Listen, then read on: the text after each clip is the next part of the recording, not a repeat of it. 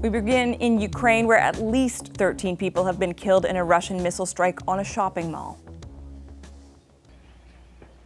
You're seeing footage from the scene of the central eastern city of Kremenchuk. President Volodymyr Zelensky says 1,000 people were inside when the missiles hit. Officials fear the death toll will climb. Now, this happened on the same day that the head of NATO announced a massive reinforcement of troops. It's putting more than 300,000 troops on high alert. That is nearly 8 times the current 40,000. We reached NATO Secretary General Jens Stoltenberg earlier for an exclusive Canadian interview. Secretary General, welcome back to the program. Thank you so much for having me. You've made this news today, well over 300,000 troops that are going to be in a state of high readiness. Tell me what you think that means for the war in Ukraine. That means that we will be much more able to reinforce quickly if needed. This is one element of what we do to significantly strengthen our deterrence and defense with more forward defense, with more presence of NATO troops, especially in the eastern part of the alliance, but also more pre-positioned equipment and high readiness of forces, so we can quickly deploy forces if and when needed. You know that Canadians listening to this are going to wonder what the implications are for this country. How much of that 300,000 or well over 300,000 do you expect Canada to account for? Well, there will be specific targets for different countries, including Canada. I'm not able to share with you the exact number for Canada now, but what I can say is that Canada has already stepped up.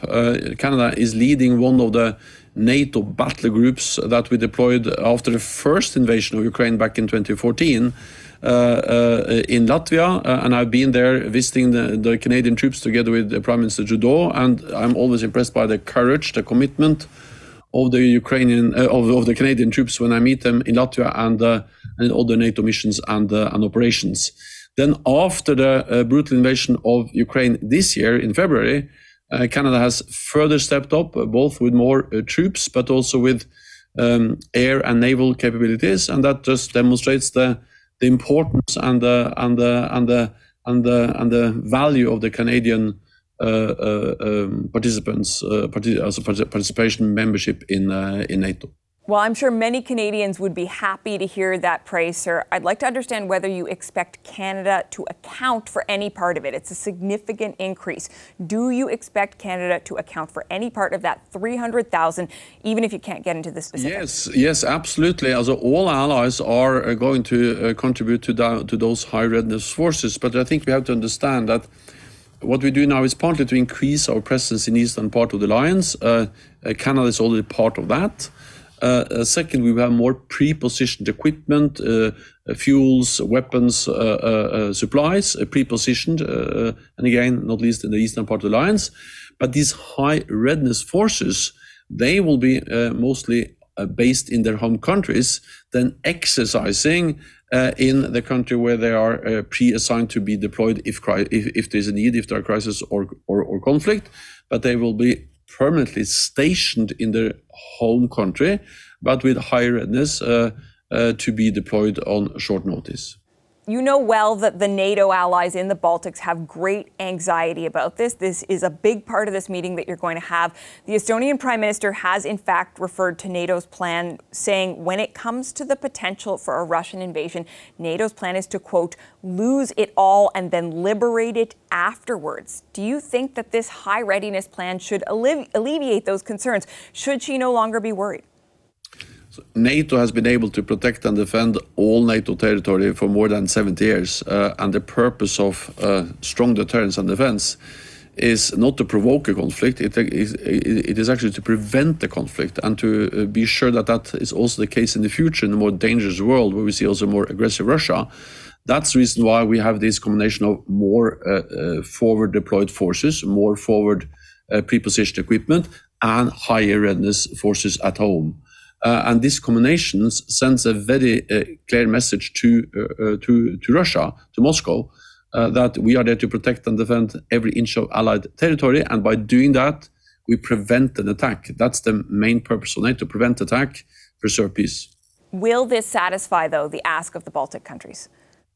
I'm confident that they will be happy with the decisions that we're going to take at the Madrid summit, because it is a fundamental shift in our deterrence and defense with this combination of more forward presence, forward defense, but also high readiness and more pre-positioned equipment, backed by significant naval and air capabilities.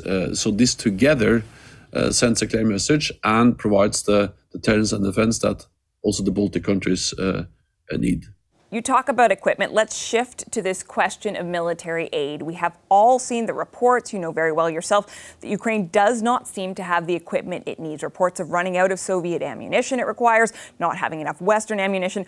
Are you confident that coming out of this summit, that will no longer be an issue? I'm confident that coming out of this summit will be a very clear message about NATO allies and partners stepping up support for Ukraine. This is building on what we have already done.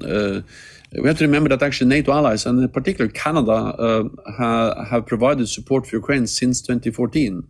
I've been in a training camp called Yavoriv in the western part of the alliance, of Ukraine, where I saw Canadian troops training Ukrainian troops. That was back in 2015. So over the years, we have trained tens of thousands of Ukrainian troops, equipped them, and they are now making a huge difference on the battlefield every day. But they need more, and that's the reason why we are so committed to provide more support, both military equipment, weapons, ammunition, but also financial and humanitarian support. I want to seize on that, though. You acknowledge the current situation as it stands leading into this Madrid summit is not sufficient.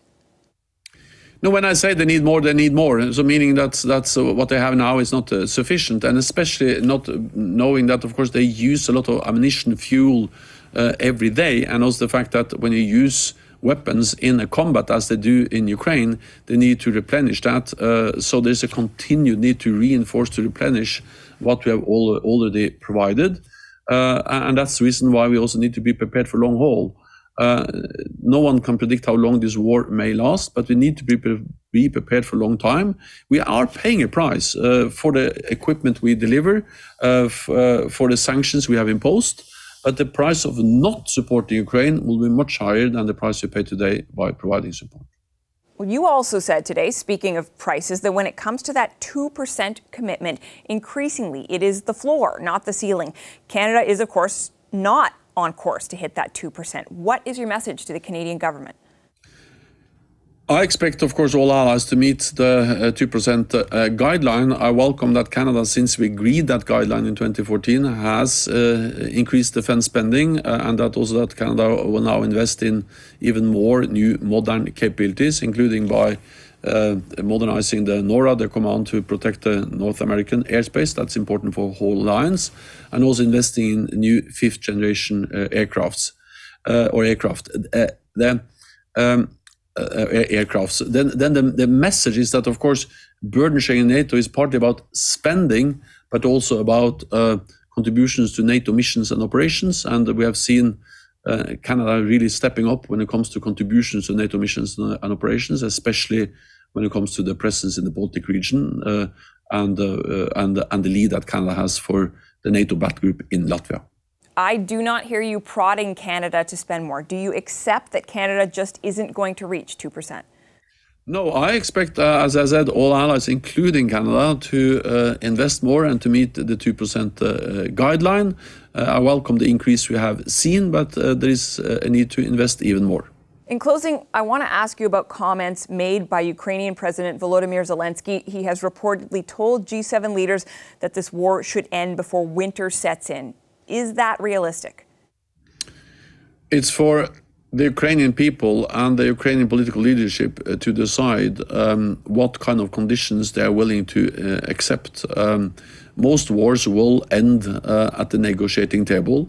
It has to be Ukrainians that decides what they can agree to in those negotiations. What we should do is to provide them with support, military support, because we know that there is a very close link between what they can achieve in negotiations and their position on the battlefield. So our military support is a way to enable Ukraine to achieve acceptable conditions in a negotiated peace. But you have a sense of what Ukraine's conditions are generally. Do you think that it is realistic to think that there could be an agreement with Russia before winter? I'm extremely careful about speculating about that. Of course, everyone wants this war to end as soon as possible. The best way of achieving that is by President Putin to just end attacking a peaceful, democratic neighbor, Ukraine, and respect the sovereignty of Ukraine. As long as he doesn't do that, then there is a need for the Ukrainians to defend themselves. That's the right enshrined in the UN Charter. And we have the right to help Ukraine defend themselves, and that's exactly what we do. Wars are unpredictable. I am careful predicting how and when this war will end, but we need to do what we can to help the war end as soon as possible on terms which are acceptable for Ukraine. Can we say that either side is winning this conflict right now, sir? What we have seen is that President Putin totally underestimated the strength of the Ukrainian armed forces, the courage of the Ukrainian people and the Ukrainian political leadership. He thought he was going to take Kiev within days. He had to withdraw from Kiev and also parts of the eastern of Ukraine, Kharkiv.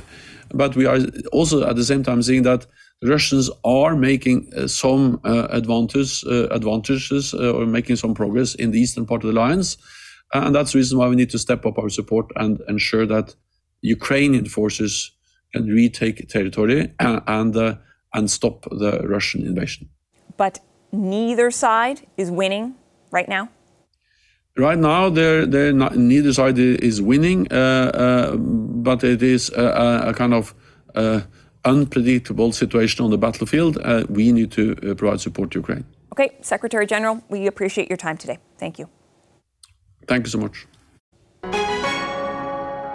Hi, I'm Vashi Capellos, host of Power in Politics. See more of our show by subscribing to the CBC News channel or click the link for another video.